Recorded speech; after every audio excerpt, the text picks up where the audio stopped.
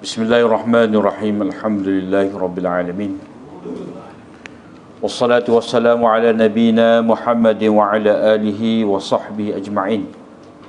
Allahumma 'allimna ma yanfa'una wanfa'na bima 'allamtana.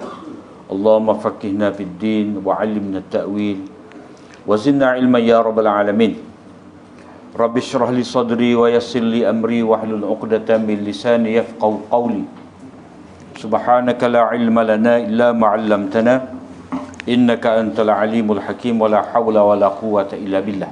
Alhamdulillah, kita sambung hadis kita 2116,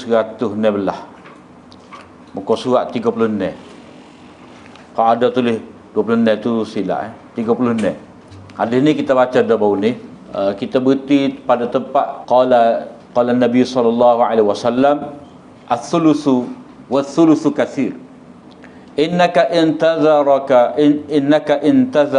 warasataka aghniya'a khairun min an tazarahum 'alatan yatakaffafun nas wa innaka lan tunfiqa nafaqatan illa ujirta fiha hatta luqmata tarfa'uha ila fimra'atik. Qala qultu ya Rasulullah ukhallafu an hijrati. Qal innaka lan tukhallaf ba'di fata'mala 'amalan turidu bihi wajha Allah illa izdadta bihi rif'atan wa darajah wa la'allaka an tukhallafa hatta yantafi'a bika aqwamun wa yudarru bika akharun. Allahumma amdi li ashabi hijratahum wa la taruddahum ala aqabihim. Lakin al-ba'is Sa'ad bin Khawlah yarthi lahu Rasulullah sallallahu alaihi wasallam an mata bi Makkah. Ini bahagia yang kedua daripada hadis ni.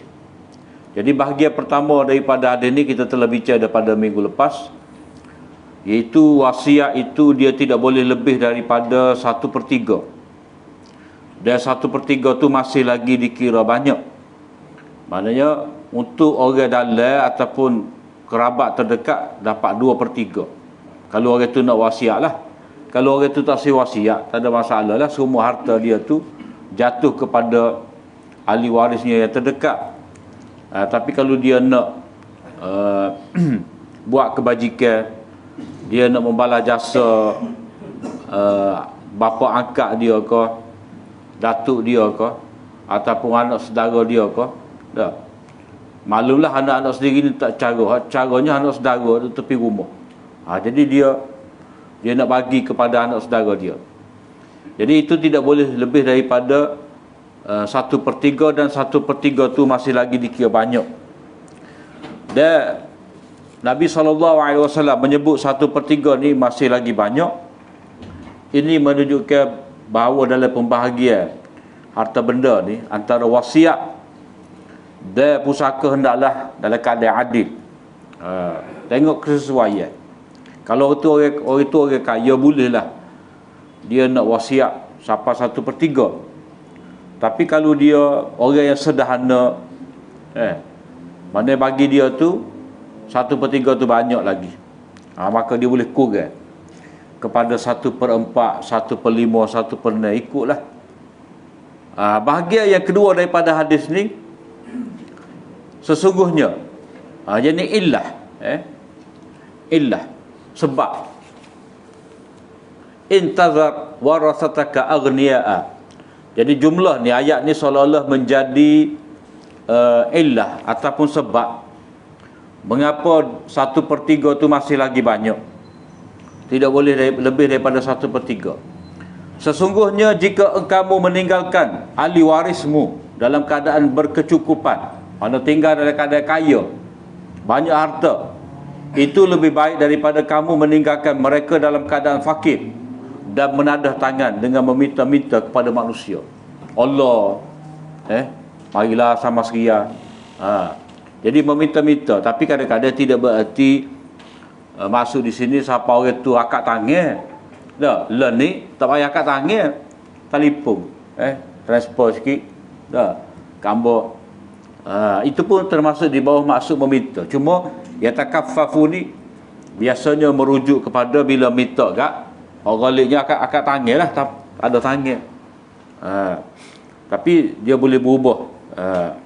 Mana minta, kadang-kadang tak payah minta dengan tangan. Jadi itu lebih baik lagi. Maknanya kalau kita tinggal anak beranak kita tu kaya, kita mati kita pejam mata, ada pitih belakang, kaya, itu lebih baik lagi. Daripada kita tinggal mereka tu dalam keadaan fakir, kita kata pandai-pandai sendirilah cari pitih. Dah. Hak lebih baiknya kita tinggal harta dengan banyak. Menadah tangan dengan meminta-minta kepada manusia, ataupun yatakaffafu ni satu lagi makna dia, kamu minta apa yang ada di tangan orang. Kita tengok dia bila pitih tu, dah. Kita tunjuk. Nak sikit, dah. Kita nampak tangan orang, maka kita minta. Sebab itulah rasa bila pitih depan orang lah. Melainkan memang nak uwi. Tak, memang nak uwi. Kita nak uwi sedekah ke orang pun jangan bilang. Tak, bilang merah popo. Cari hak biru. Puk, Allah biru. Dia dah nampak merah tu. Tak. Tapi kalau kita nak bila biru hijau, puk nampak merah, puk Allah. Tak apa. Nota 85. Terdapat isyarat bahawa, maknanya dalam hadis ni terdapat isyarat, ni panggil istinbat lah, fawaid hadis, bahawa ahli waris fakir itu lebih berhak untuk diberikan harta daripada orang lain. Maknanya anak kita ataupun keluarga kita tu dah, dia tak ada pitih. Tak ada pitih. Jadi kita hak ada pitih ni, kita wasiat ataupun kita tinggalkan dalam bentuk pusaka kepada mereka, itu lebih baik lagi daripada kita bersedekah sebelum daripada mati kepada orang luar. Kena utamakan. Maknanya hadis ni seperti mana hadis-hadis yang lain berkenaan dengan bab keutamaan. Lebih utama kita sedekah kepada qarabah kita, zawil qurba. Kemudian orang hak jauh, lebih baik hak terdekat. Kita buat baik ni, al-aqrab fal-aqrab. Anak beranak hak terdekat kita hitar dulu. Hitar adik-beradik kita dulu, anak saudara kita dulu. Kemudian barulah hak jauh sikit. Kita akan dapat sedekah satu lagi, ajru silaturahmi, kerana menjaga hubungan rahim, hubungan darah. Kemudian di sini Nabi SAW kata, kamu meninggalkan ahli waris kamu. Maknanya kalau kita baca cerita Sa'ad ni, masa dia sakit ni, dia ada seorang anak perempuan. Ada seorang anak perempuan. Jadi dalam hadis ni Nabi kata, intazar warasataka. Kalau kamu tinggalkan kepada anak pewaris-pewaris kamu. Warasah ni mana jamak, warasah. Sedangkan pada waktu tu dia ada seorang aja. Maknanya kalau ikut kaedah, mengikut konteks dia sekarang, kalau kamu meninggalkan harta kepada anak perempuan kamu seorang. Maknanya kalau ikut ayat kita, intazar bintaka ghaniyatan. Kalau kamu tinggalkan anak perempuan kamu dalam keadaan kaya, itu lebih baik. Tapi Nabi tak kata. Tapi Nabi kata warasataka, kamu tinggalkan ahli-ahli waris. Maknanya apa? Biasanya kalau orang tu mati, dia akan tinggalkan anak-anak dia ataupun penerima pusaka dia ramai, bukan seorang biasanya. Ada bini, ada anak, ada ayah, ada mak ke, ramai. Bila begitu, cara jawapan Nabi ni, itu Nabi SAW menyebut kalam kulli. Mana Nabi menyebut kaedah. Maknanya kalau konteks sekarang, konteks dia tu maknanya seorang anak perempuan, maka Nabi perlu kata bintaka. Tetapi oleh kerana benda ni akan berlaku kepada siapa-siapa, benda ni mana Nabi akan sebut sebagai syariat, sebagai kaedah, maka Nabi SAW menyebut secara umum. Nabi SAW menyebut secara umum dengan kalam kulli, dia panggil kaedah kulliyah, yang mana dia akan bertepatan dengan semua keadaan. Sama ada orang tu mati dalam keadaan dia ramai anak-anak ataupun seorang anak, masuk juga. Tu cara Nabi kecek dengan kalam kulli. Kecek mengikut kaedah. Supaya dapat dipraktik, diguna pakai oleh orang-orang lain. Ataupun ini sebagai isyarat bahawa Sa'ad bin Abi Waqqas ni tak mati lagi. Dia panjang umur lagi. Dia panjang umur lagi. Dia mendapat ramal dah. Sehingga dibilai oleh ahli sirah mengatakan bahawa anak dia ni sampai 35 orang ataupun 31 orang. Anak dia. Ramai kalah lah. Sebab apa? Macam bini ramai. Dah. Jadi dalam kitab sirah dia sebut nama anak dia hak masyhurnya Amir. Salah seorang daripada perawi hadis jugalah. Ada nama Amir, Ibrahim, Ishaq, Umar, Mus'ab, Musa, Muhammad, Ismail, Ishaq kecil. Ada Ishaq besar, Ishaq akbar, Ishaq asghar. Ada nama Abdullah akbar, Abdullah asghar. Ada nama Umair akbar dengan asghar. Abdurrahman, Ummul Hakam al-Kubra, Ummul Hakam as-Sughra, Hafsah, Ummul Qasim, Ummu Kulthum, Ummu Imran, Ummul Hakam as-Sughra, Ummu Ammar, Hindun, Ummu Zubair, Ummu Musa, Humaidah, Hamnah, Ummu Amrin, Ummu Ayyub, Ummu Ishaq. Adalah dalam 31 orang tu, anak dia. Maka sebab itulah Nabi kata warasataka, ahli waris kamu. Dan sesungguhnya inilah bahagia kedua hadis. Ini baru betul bahagia kedua hadis. Dan sesungguhnya tidaklah kamu membelanjakan sesuatu pun, mana kamu memberi nafkah, melainkan kamu akan diberi ganjaran pahala, sehingga sesuatu makanan yang kamu suapkan ke mulut isterimu. Maknanya kita bagi nafkah ni, kita beri pitih lah. Kita beli beras, dia masak. Tak. Kita beli ikan, dia sia, dia masak. Kita beri pitih pada anak kita, dia pergi beli sekolah. Nafkah belaka tu. Tapi Nabi sebut di sini hak kamu suap. Hak kamu suap. Jadi ada beza tu. Jadi dalam hadis ni Nabi sebut tidaklah kamu membelanjakan sesuatu melainkan kamu diberi pahala. Mana kita ni hak nafkah kita bagi kepada isteri kita nak bulan, dah. Belanja sekolah anak kita nak hari, itu dikira sebagai sedekah. Takut-takut kita kata kita ni tak ada nak sedekah dah. Hari-hari habis kena anak 5 orang, 7-8 ya seorang, dah. Set 50 ya sehari-sehari tu, dah. Kita kata tak ada nak sedekah. Jadi kepada orang itu sebenarnya dia telah bersedekah dah. Asalkan dia mengharapkan pahala di sisi Allah Ta'ala, bukan kata ni payah ni, dia beranak ramai agak. Jadi hal tu tak sih tubik lagu tu, supaya kita tidak rasa terbeban, tertekan. Maka Nabi SAW kata hak kamu bagi nafkah kepada anak isteri kamu tu, itu adalah bukan setakat kamu menunaikan tanggungjawab, itu bukan beban, bukan semata-mata kamu menunaikan tanggungjawab wajib atas diri kamu, tapi kamu dikira memberi sedekah, dapat pahala sedekah juga. Itu yang kedua, yang pertama. Yang kedua, sehingga sesuap makanan yang kamu suap pada mulut isteri kamu. Mana hak ni bukan hak nafkah wajib tu. Hak tu hak ni hak yang diberi kita gurau dengan dia, bermesra, bermanja-manja dengan dia. Dah. Jadi hak kita suap mulut dia tu. Nombor 86 ni, nafkah ada dua bentuk. Ada wajib dan ada sunat.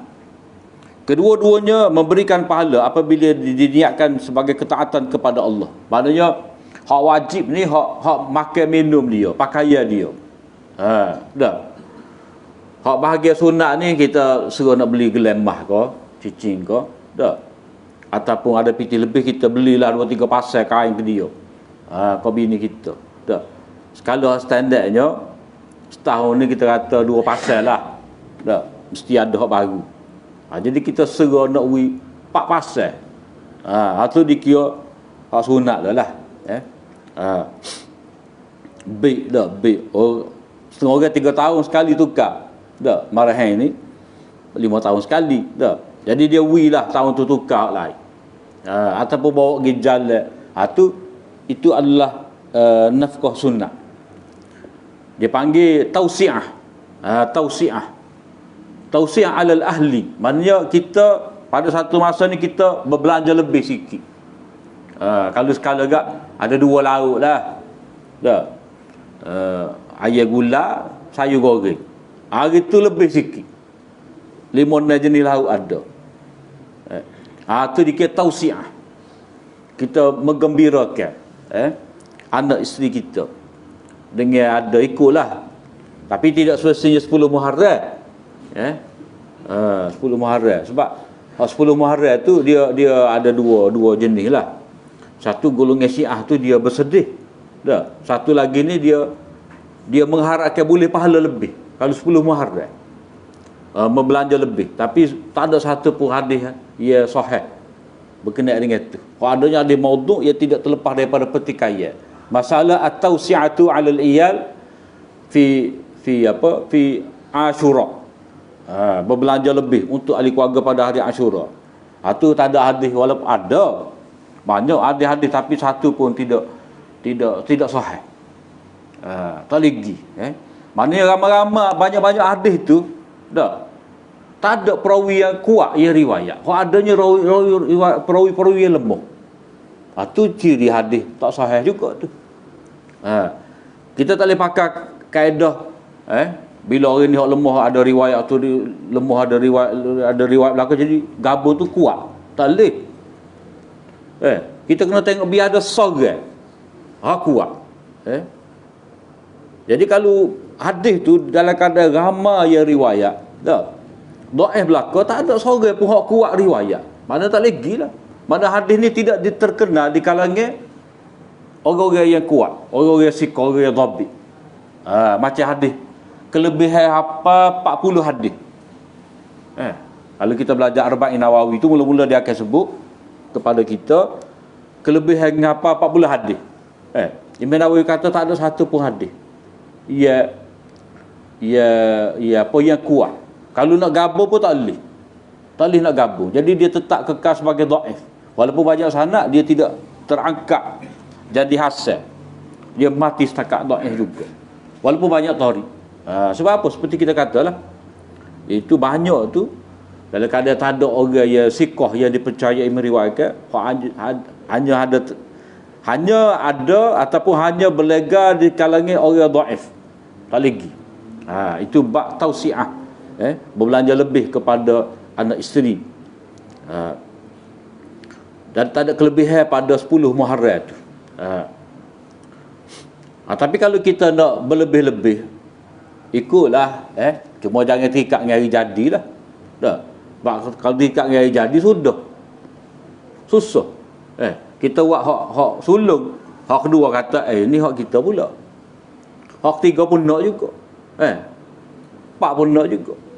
Jadi susah. Lepas tu bukan setakat tu. KFC, McDonald. Lepas. Dengan hadiah pula. Mana tak perlu ajar sebenarnya. Sambut hari jadi tu. Sambut hari jadi ni tak ada sebenarnya. Biar jadi tu. Biar jadi orang. Hak tu hak naknya. Biar jadi orang. Jadi kena niat sebagai ketaatan kepada Allah Ta'ala untuk mencari pahala di sisi Allah Ta'ala. Kemudian di sini, pada kebiasaannya menyuapkan sesuatu ke mulut isteri berlaku semasa bergurau, senda dan bermanjaan. Ianya lebih kepada memenuhi keinginan syahwat. Adalah hak dia bodak tu. Nak ngumpul macam-macam lah. Walau bagaimanapun itu tidak menafikan keikhlasan dan jaminan pahala untuknya. Apa? Mana walaupun terselit di situ keinginan kita benda lain, tapi bila dibuat tadi dengan apa ikhlas kerana Allah Ta'ala untuk menggembirakan dia, sebagai menghargai dia, moga duk basuh, masuk, nyapu banyak perkara lah. Jadi kita nak meraihkan dia. Jadi Nabi sebut contoh ni kita suap ke mulut dia dah. Kalau kita pakai gelar ke dia, tu lebih lagi lah. Jadi itu tidak menafikan keikhlasan dan tetap ada pahala. Maka sebab itulah ada kaedah, bukan hadis ni al-hazzu idza wafaqal haqqa fala yaqdah fi sawabih. Habuan diri seseorang apabila bertepatan dengan apa yang dibenarkan, maka ia tidak menjejaskan pahala untuknya. Mana kita buat satu benda tu katalah amalan tu ada habuan dunia untuk kita. Bila mana kita buat bertepatan mengikut kehendak syarak, cara syarak, ikhlas kerana Allah Ta'ala, tetap kita akan dapat pahala. Jadi ada faedah untuk kepentingan kita tu, dikira tak apa. Sebab syariat ni dia mengambil kira benda-benda lagu ni. Macam kita kata dah, perkahwinan ni dia hukum syarak. Dan dalam masa yang sama ada gia kita tu. Kita dapat memenuhi keinginan syahwat kita tu. Jadi kalau syahwat tak ada dalam diri manusia, jadi serupa lah. Tengok orang dengan tengok pasu bunga kau. Tak ada erang dia kata. Bapa tak senikah, tak ada erang. Jadi tak ada keinginan, maka tergendala lah hukum syarak tadi. Hukum perkahwinan. Allah Ta'ala telah tetapkan dalam diri manusia ni ada keinginan syahwat. Kepada wanita, kepada harta, kepada pangkat, kepada gotu-goni, tanaman, ternak ke, mesti waktu tu Allah Ta'ala pasal dah dalam diri kita supaya kita ada keinginan nak cari harta, ada keinginan untuk berumah tangga. Kalau tak ada tu tak ada lah. Sebab kewajipan zakat. Zakat ni dia wajib atas orang kaya. Nak jadi kaya kena kerja. Kerja ni kalau kita tak tahu nilai harta, kita tak akan gomo, tak akan bangun pagi tu. 4 pagi bangun gina ke. Kalau kita tak tahu nilai setitik getah, tak tahu baik kita. Noreh pagi-pagi buta, noreh kali yang rima. Bila kita tahu erti harta tu, barulah kita ada kesungguhan. Maka di situ ada, maknanya kalau kata disyariatkan perkahwinan ada kepentingan untuk diri kita. Bila disyariatkan supaya kita jual beli boleh keuntungan itu ada untuk kepentingan diri kita. Mana syariat mengambil kira khuzuzun nafsi, habuan untuk diri kita ni tidak dikira oleh syariat. Maksudnya sesiapa yang menginfakkan hartanya untuk memperoleh keredaan Allah akan diberikan pahala, meskipun tempat infaknya itu tempat syahwat. Dia bagi kepada isteri dia. Dan habuan dirinya kerana amalan berdasarkan kepada niat. Asalkan ada niat, innamal a'malu binniyat. Dan niat orang beriman lebih baik daripada amal dia. Mana niat orang beriman ni lebih baik daripada amal dia. Niat tu boleh pahala dia. Buat lagi bertambah banyak. Mana kalau dia berhenti setakat niat saja, boleh dah pahala. Kalau dia buat, berganda pula. Bukan maksud niat orang beriman ni lebih baik daripada amal dia, dia tak payah beramal pada niat. Tidak. Mana niat tu, niat biasanya niat ikhlas kerana Allah Ta'ala. Amal belum tentu. Mana masa dia niat ikhlas, masa dia buat tak ikhlas. Pada waktu itulah niat tu lebih baik daripada amal. Contohnya, seorang yang mengahwini perempuan yang menjaga agamanya. Mana dia berkahwin perempuan tadi sebab perempuan tu salihah, orang baik. Dan dalam masa yang sama, perempuan tadi memiliki harta, cantik, berketurunan yang mulia. Mana kalau hak dikenaki oleh syarat sebenarnya atas diri perempuan tadi, agama dia. Tapi oleh kerana lengkap ada pada perempuan, pakej tadi, dia pun ambil. Tak ada masalah. Tidak menjejaskan. Keikhlasan dia tu berkahwin kerana Allah Ta'ala. Dia dalam hadis kan, Nabi kata tungkahul mar'ah li arba'. Biasanya perempuan ni dikahwini kerana 4 perkara. Li jamaliha wa li maliha wa li hasabiha wa li diniha fasfar bi zatid din taribat yadak. Biasanya perempuan ni dikahwini kerana 4 perkara. Kerana comel dia, harta dia, kedudukan dia, keturunan dia, dan juga kerana harta dia, maka pilihlah agama. Jadi Nabi suruh pilih agama. Tapi kalau betul lah keempat-empat ni ada, full spec dah, kita pun ambil. Muju package kita kata dapat. Kadang-kadang kita nak hak agama dah, agama memang dah ada, tapi kadang-kadang boleh hak susah dah. Kena kita hak susah juga kan, susah lagi lah dah. Tapi kalau kita kaya, dia kaya, sedar lah. Jadi tidak kata tak boleh ni, hukum mana pun kamu kena ambil agama je. Kalau dia ada pitih, ada harta comel, tak boleh. Sebab Nabi kata pilih hak agama. Maksud Nabi ni utamakan hak agama. Kalau ada hak lain-lain tu maknanya package. Dah. Setengah orang dia nak lekat belaka baru nak nikah. Tak boleh juga. Dia kena utamakan hak agama. Bukan kata mesti cukup pak ni baru boleh nikah. Dan tidak bererti tak boleh ada belaka. Tidak. Jadi yang benar-benar dituntut oleh syarak supaya dicari adalah yang pertama. Sementara tiga yang lain itu keinginan diri manusia. Itu gia kita. Mana tak ada masalah lah. Kalau kaya, kalau comel, kalau berketurunan tu, setelah mana syarat beragama tu ada. Dan Nabi SAW menyebut suap kepada isteri ni, sebut secara khusus ni dah. Sebab hak tadilah nafkah kepada isteri ni dia capu keinginan syahwat. Kalau nafkah kepada anak-anak dah, dia ada buah rasa terbeban tu. Dah. Begitu juga nafkah kepada ibu bapa. Tapi sebut nafkah kepada isteri ini sebab nafkah pada isteri dia berpanjangnya, berterusan.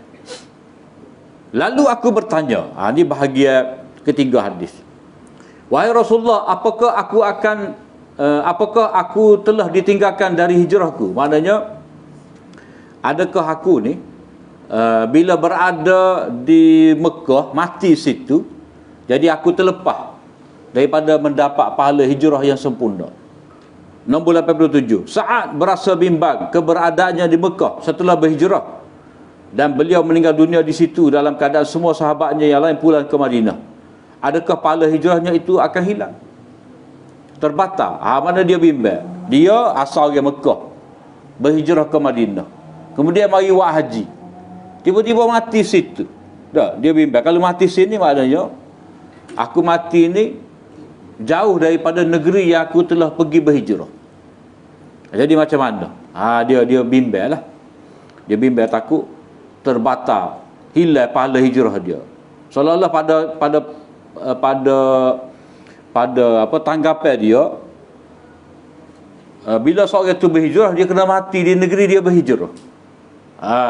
Dah. Tak boleh ada niat sikit abuk untuk balik semula ke negeri asal. Jadi dia faham gitu. Jadi Nabi SAW kata tidak. Semuanya itu tidak berlaku. Yani dia tidak akan meninggal di Mekah, mana dia akan turun balik juga ke Madinah, walaupun tak sekali dengan sahabat-sahabat yang lain. Dia akan balik semula ke Madinah. Dan satu lagi, pahala hijrahnya tetap sempurna. Maknanya mati mana pun, sekalipun dia mati Mekah, pahala hijrah dia tetap tidak terbatal. Innallaha la yudhi'u ajral muhsinin. Sesungguhnya Allah SWT tidak menghilangkan, menghapuskan pahala orang buat baik. Tetap dia akan mendapat ganjaran pahala di sisi Allah Ta'ala. Jadi sehingga kamu mengerjakan amalan yang dengannya kamu mengharap wajah Allah.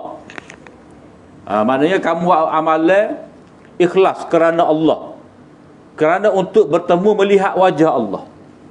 Maknanya amalan turidu bihi wajah Allah, satu amalan untuk wajah Allah, maknanya untuk dapat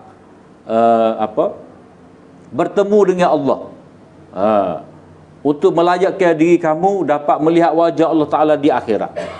Maknanya dengan ikhlas lah, amalan dengan ikhlas. Melainkan mana tidak kamu buat lagu tu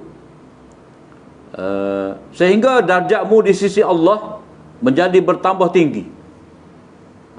Maknanya amalan manusia ni makin banyak dia buat, makin bertambah darjat. Maknanya bila seorang tu buat satu amal, bukan sahaja pahala dia bertambah, darjat kedudukan dia tu seperti kita kan, dah.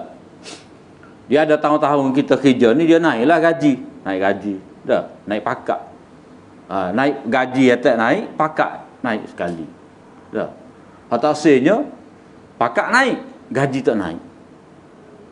Tu tak siapa dia nak ke tak sih, dah. Hendaknya gaji naik, pakak naik. Jadi ganjaran pahala yang Allah SWT berikan untuk orang beriman ni, dia pahala bertambah, dia darjat, pangkat dia tu naik. Pakak muqarrabin, dah. Pakak muhsinin muttaqin, pakak lah orang beriman, mukhlasin, apa lagi, muhsinin, bukan setakat muslimin saja, tapi naik. Macam darjat bakal siddiqin, dah, darjat dia siddiqin. Jadi kata-kata Nabi tu sebenarnya adalah doa Nabi untuk dia. Wala'allaka, wala'allaka, itu doa Nabi, kalimah wala'allaka, dan semoga peninggalanmu setelahku nanti, itu doa Nabi. Orang-orang dapat mengambil manfaat daripadamu dan yang lain mendapat kemudaratan. Maknanya setelah peninggalanmu, setelahku nanti, maknanya kamu tak mati lagi ketika aku mati, gitu seolah-olah. Hanya Nabi berdoa, kamu ni panjang umur lepas daripada aku mati, mana aku meninggalkan kamu dulu. Mana pada realitinya lagu tu lah. Mana ni tahun Nabi buat hajatul wada', lepas tu Nabi meninggal wafat. Kemudian sahabat Abi Waqqas ni, dia mati pada tahun 55 Hijrah. Mana kira lah 55 Hijrah, dah, Nabi wafat pada tahun 10. Jadi dia hidup daripada Nabi ni 45 tahun. 45 tahun. Panjang, sebab itulah dia boleh anak siapa 31 orang tu. Jadi orang lain dapat mengambil manfaat daripadamu. Maknanya kamu ni dapat berjihad. Kamu dapat berjihad. Amalan besar, maknanya nombor 88 tu, dah, doa, dipanjang ke usia, mati di zaman Muawiyah tahun 55. Amalan besar yang dilakukan oleh beliau ialah membuka beberapa buah kota, seperti beberapa buah kota seperti Iraq dan Iran. Mana ni kota-kota Majusi belaka ni. Kota Majusi ataupun kota yang di bawah jajah takluk Farsi. Sebab itulah Pokok Syiah ni marah kepada sahabat Abi Waqqas ni. Sebab agama asal mereka tu, Majusi tu telah terjejas di Iraq dan Iran tu, disebabkan oleh sahabat Abi Waqqas ini buka. Jadi mengambil manfaat yang ni, bila perang buka kota Iraq ni, dapatlah gedung-gedung kekayaan tu, emas perak. Jadi para sahabat, para tabi'in, dah, hak mana lagi perang mujahidin semua tu mendapat harta ghanimah. Itu faedah yang diperolehi bila mana dapat dibuka kota tu. Dan yang lain mendapat kemudaratan. Maknanya kerajaan Parsi tu dia jatuh. Kemudian Nabi doa lagi, ya Allah, terimalah hijrah para sahabatku. Mana di sini hijrah ni satu benda, satu amalan yang besar. Amalan yang besar yang menjanjikan pahala yang besar, meninggikan darjat. Maka sebab itulah Nabi doa supaya Allah Ta'ala terima. Jadi kita ni buat amal, satu, kita minta dipermudahkan untuk beramal, minta taufik supaya dapat beramal. Kemudian bila dapat beramal tu, kita minta diterima amalan kita. Di sini kaedah Beramal ni kita kena minta dengan Allah Ta'ala supaya Allah Ta'ala terima amalan kita. Terima doa sah. Kita minta Allah Ta'ala terima doa sah bagi kita nak. Satu lagi, biar Allah Ta'ala terima ibadat, terima amalan kita. Dan janganlah engkau membiarkan mereka berpaling ke belakang. Maknanya, ya Allah engkau jagalah. Supaya mereka ni, yakni mereka meninggalkan negeri yang mereka datang berhijrah. Maknanya, ya Allah engkau jagalah sahabat-sahabat aku ni daripada dia berpaling tada. Maknanya balik semula, meninggalkan Madinah, menetap di Mekah, ataupun doa supaya mereka ni yakni mereka meninggalkan negeri mereka datang berhijrah dan tidak lagi tetap tidak lagi mana ni tidak lagi terbuai dan tetap teguh di atas kebenaran. Maknanya Nabi SAW doa supaya sahabat-sahabat dia ni tetap di atas keimanan, istiqamah di atas agama. Kena buat tidak lagi. Akan tetapi yang disesali adalah Sa'ad bin Khawlah. Rasulullah SAW telah bersipati kepadanya kerana beliau meninggal dunia di Mekah. Nota Sa'ad bin Khawlah ni siapa dia? Sa'ad bin Khawlah al-Qurashi al-Amiri, suami kepada Subai'ah bin Al-Harith al-Aslamiyah. Jadi Sa'ad bin Khawlah ni salah seorang ahli Badar. Jadi beliau meninggal dunia semasa Hajatul Wada' dan ketika itu Subai'ah sedang hamil. Mana dia ni, Sa'ad bin Khawlah ni, dia mati di masa Hajatul Wada'. Jadi bapa Nabi bersipati kepada dia tu, maknanya hak dia harap panjang umur tu tak dapat. Bukan kata Nabi bersipati pahala hijrah dia terbatas. Jadi satu kekurangan pula kalau mati Mekah, tidak mati di Madinah. Tidak, bukan maksud tu. Maksudnya Sa'ad bin Khawlah ni dia berharap benar untuk meninggal dunia di Madinah. Cuma takdir Allah Ta'ala mengatasi kehendak dia mati di Mekah. Jadi macam kita kat kempunan lah seolah-olah gitu. Dah. Kalau dia naknya mati Madinah. Sebab apa? Sebab kalau dia balik semula ke Madinah, dia berjalan dapat pahala pula. Dia tak kira kita mari pergi Mekah boleh pahala, lepas tu kelik rumah tak boleh pahala. Tidak jadi kaedah syarak gitu. Kita mari masjid, turun daripada rumah kita, setiap langkah kita langkah boleh pahala. Dia hapuskan dosa, dia angkat darjat. Pas kalau kita balik rumah, balik kosong. Kalau driver taksi tak say gitu, klik saja. Dah. Jah dia mari daripada Kuala Keren tu. Dah. Penuh putih kata mari Kota Baru. Bila nak klik tak klik kosong. Dia carilah 2-3 orang biar penuh balik belakang tu. Tak saja klik. Jadi kita balik rumah daripada masjid pun tetap dapat pahala juga. Dia panggil zawaid, zawaid tambahan. Ada juga. Sebab apa? Sebab kita nak mari esok pula sejik. Dah. Tidak akan terasa kalau kita tidak balik. Dia kena balik juga. Baru boleh mari pula. Bila mari nak mari esok kena kelik. Jadi orang kelik pun dikira pahala juga. Maka sebab itulah dia nak balik tu, mana dia nak balik bersama dengan Nabi, duduk dengan Nabi, belajar dengan Nabi. Dah. Jadi hak dia balik tu pun akan mendapat pahala jugalah. Dia berjalan. Jadi sebab itulah Nabi bersipati kepada dia, sebab harapan dia tu tidak tercapai. Takdir Allah Ta'ala mengatasi keinginan dia. Walau bagaimanapun ini bukan sebahagian daripada sabda Rasulullah sallallahu alaihi wasallam, tetapi kata-kata salah seorang perawi. Ni bahagian ni, sebab tu kita kata bahagian ni, akan tetapi yang disesali adalah Sa'ad bin Khawlah ni. Ini ulasan daripada perawi, bukan sebahagian daripada kata-kata Nabi. Dia capulah. Jadi bini dia tu Subai'ah. Kalau kita ngaji dalam bab edah ni, dah. Subai'ah lah hak nama nahinya. Itu dia ni, dah. Beliau ni oleh kerana suami dia meninggal dunia dalam keadaan dia hamil, dah.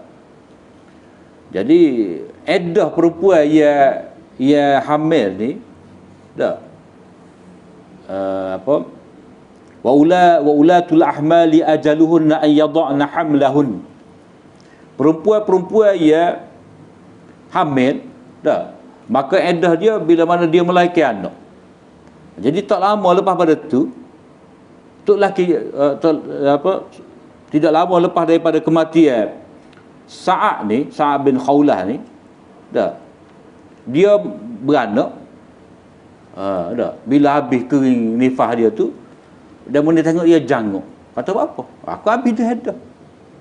Mana dia beres lah. Itu cerita berkenaan dengan hadis ni, hadis wasiat ni. Wasiat 1/3 harta. Di dalam bab ini ada diriwayatkan daripada Ibnu Abbas. Hadis mana tahu, tapi mana dah? Wa fil bab an Ibnu Abbas. Hadis ni dikeluarkan oleh Syaikhan Bukhari Muslim, tapi dia tak ayat ni dalam kitab tu Fathul Awazi dia tak sebut. Tapi boleh jadi hadis tu iaitu kata-kata Ibnu Abbas. Ibnu Abbas kata law anna an-nasa ghaddu min thuluth ila rubu'. Kalaulah orang ramai itu mengurangkan daripada 1/3 kepada 1/4. Riwayat tu kemungkinan besar itu merujuk pada kata-kata Ibnu Abbas, sebab boleh dipanggil hadis juga. Sebab dia kata wa fil bab, dalam bab ini ada diriwayatkan. Wa fil bab an Ibnu Abbas. Maknanya tidak semestinya dalam bab ni hadis yang diisyaratkan oleh Tirmizi ni semestinya hadis marfu'. Mana kata-kata sahabat pun boleh diterima juga. Sebab dia kata wa fil bab, dalam bab ni an Ibnu Abbas, ada diriwayatkan daripada Ibnu Abbas. Jadi sama ada riwayat marfu' ataupun riwayat mauquf. Riwayat marfu' sebagai kata-kata Nabi, riwayat mauquf sebagai kata-kata Ibnu Abbas, ia terangkum juga di bawah istilah wa fil bab an Ibnu Abbas. Jadi Ibnu Abbas kata kalaulah orang ramai ni dia mengurangkan daripada 1/3 kepada 1/4. Maknanya berdasar kepada hadis tadi, Nabi kata kalau kamu tinggalkan waris-waris kamu tu dalam keadaan kaya tu lebih baik lagi kamu tinggalkan mereka dalam keadaan fakir. Maknanya supaya mereka tu kaya, jadi kita kurang lah. Daripada 1/3 wasiat tadi kepada 1/4. Maknanya waris-waris tu akan dapat berapa? 3/4 lah. Tadi 2/3. Jadi kita kurang. Kita kurang bagi wasiat supaya waris tu dapat lebih banyak lagi. Hadis ini adalah hadis hasan sahih. Mana hadis wasiat yang berkenaan dengan Sa'ad bin Abi Waqqas ni ada dalam Bukhari. Nombor 52 tu, Bukhari 52 tu dalam Kitabul Iman, tapi ringkas lah. Hal lengkapnya dalam nombor 1733. Hadis Muslim dan juga Abu Daud. Dia bukan 3 orang imam ni saja, bukan Tirmizi, Bukhari, Muslim, Abu Daud. Hadis ni ada dalam Muwatta. Ramai yang meriwayatkan hadis ni. Hadis ni hadis masyhur lah. Ada dalam Muwatta, Bukhari, Muslim, Abu Daud, Nasa'i, Tirmizi, Abu Daud, Ibnu Majah. Imam Ahmad pun ada juga. Dalam Adabul Mufrad Bukhari pun ada juga. Dalam Darimi pun ada juga. Ada Ibnu Humaid pun ada juga. Maknanya hadis ni adalah hadis yang disepakati oleh semua imam-imam. Ada berlaku. Dia bukan sepakat Bukhari Muslim, tapi semua imam-imam sepakat riwayat. Wala amalu ala hadza inda ahli ilmi. Amalan berdasarkan kepada hadis ini di sisi ahli ilmu. Maknanya hadis ni dijadikan hujjah. Atau kita siwa hujjah dalam keadaan semua imam riwayat sebagai sahih. Iaitu seorang lelaki tidak boleh mewasiatkan lebih daripada 1/3 hartanya. Sedangkan sebagai ulama berpendapat bahawa adalah satu yang mustahab jika wasiat kurang daripada 1/3. Maknanya Nabi kata 1/3 tu bukan kata tak boleh kurang.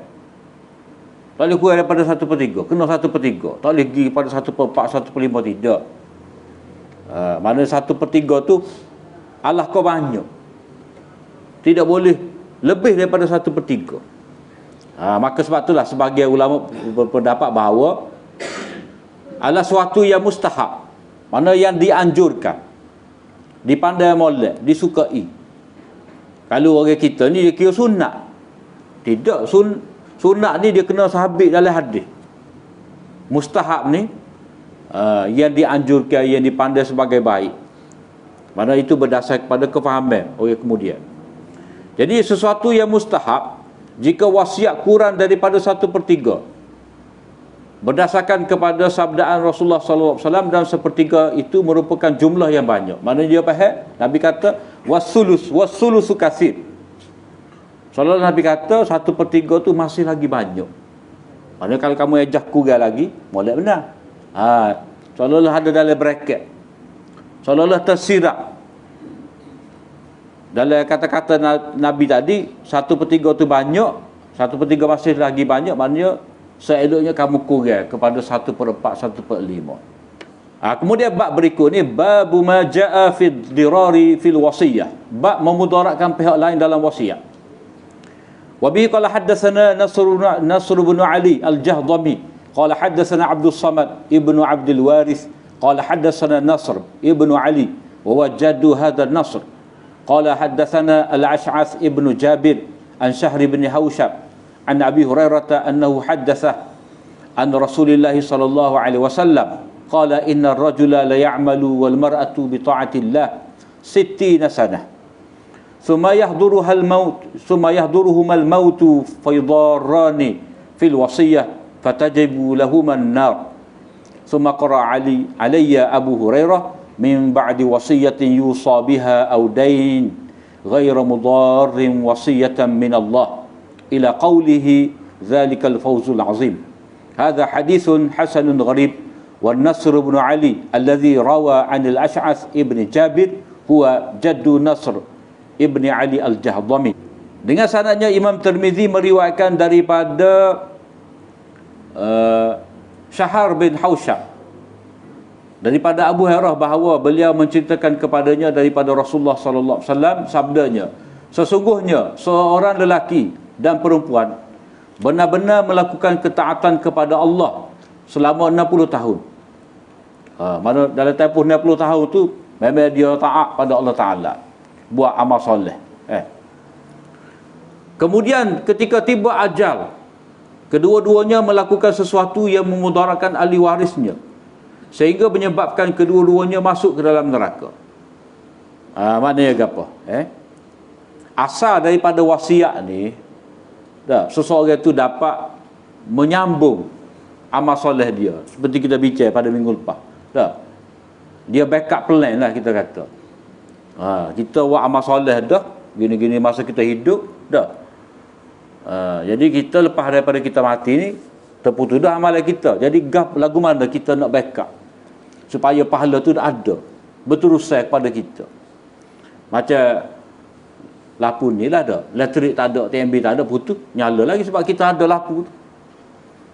Jadi kita mati dah tapi ada harta, yang orang lain dapat ambil manfaat.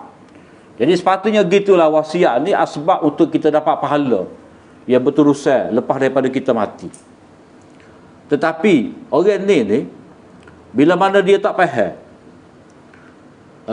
tujuan daripada wasiat adalah untuk menambahkan pahala, memastikan pahala berterusan, tetapi dia menyebabkan wasiat, dia telah buat wasiat yang mana wasiat tu menyebabkan dia masuk neraka. Jadi dia memudaratkan ahli warisnya itu, nombor 95 tu, dengan cara memberi wasiat kepada orang lain dengan melebihi 1/3 harta. Banyak sangat, sehingga untuk ahli waris itu tak sampai 2/3. Atau memberikan keseluruhan harta kepada seorang sahaja daripada ahli waris, bentuk mudarat. Jadi mereka berdua tu jadi siapa masuk dalam neraka. Bila kata masuk neraka ni maknanya dosa besar lah, mana tak boleh. Maknanya benda tu haram, dapat diketahui dengan cara Nabi menyebut masuk neraka, haram. Nombor 9, hadis ini menyatakan bahawa tidak dibenarkan bagi seorang lelaki atau wanita, tak kira, yang beriman membuat wasiat dengan yang merugikan ahli waris yang sah, atau membuat wasiat yang tidak adil dengan memihak kepada ahli waris tertentu sehingga merugikan orang lain. Tak bolehlah dia kena bagi kepada anak-anak tadi mengikut faraid yang telah ditetapkan oleh Allah Ta'ala dalam Al-Quran. Tak boleh nak kata air orang ni anak ramah, banyak sikit dia. Orang ni anak sikit-sikit sudahlah. Tak boleh dia kena bagi mengikut ketetapan Allah SWT. Atau membuat pengakuan palsu. Tak boleh juga. Mana wasiat tu dia kata ni ada wasiat, padahal tak ada wasiat. Lawyer lawyer tu tiba-tiba buat wasiat. Atau berhutang untuk dirinya sendiri, mana dia masa dia hidup tu banyak sangat berhutang sehingga menyebabkan bebanan yang besar kepada ahli waris. Bila dia mati tu pakak mari minta hutang, kejut anak-anak. Lepas tu mana gia kita? Kena bayar hutang situ, hutang sini. Hak beratnya habis pitih tinggal tu nak bayar hutang, habis dengan bayar hutang. Ataupun tak kena nak bayar, kena ambil pitih anak-anak uluk. Jangan buat lagu tu.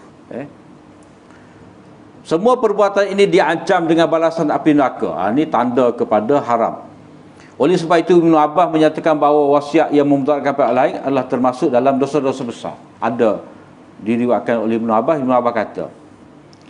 Kemudian ayat ini dibacakan oleh Abu Hurairah sebagai saksi atau sokongan. Mana Abu Hurairah buat dalil. Mana Nabi kata ni ada dalam Quran. Mana sahabat ni kalau kira hadis Nabi tu dalil dah. Dia cari lagi dalil dalam Quran. Mana yang Nabi sebut ni ada dalam Quran. Ni kata-kata ulama dah. Kata-kata ulama dia perlu pada dalil juga. Kena cari. Kena cari dalil. Ulama kata lagu ni dalil lagu mana dia boleh faham. Sebab apa? Sebab kita boleh tengok cara Abu Hurairah di sini. Hak Nabi sebut tu dia boleh cari ayat Quran. Sebab apa? Sebab Quran ni dengan hadis dia tidak lari. Tak boleh. Quran kata gini, hadis kata lagu lain pula. Kena semakin. Jadi Abu Hurairah membacakan ayat kepadaku min ba'di wasiyatin yusa biha aw dainin ghairu mudarrin wasiyah min Allah.